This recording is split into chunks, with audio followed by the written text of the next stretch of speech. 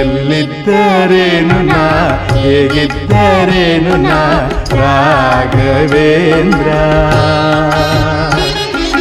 ನಿನ್ನಲ್ಲಿ ಶರಣಾಗಿ ನೀ ನನ್ನ ಉಸಿರಾಗಿ ಬಾಳಿದರೆ ಸಾಕು ರಾಘವೇಂದ್ರ.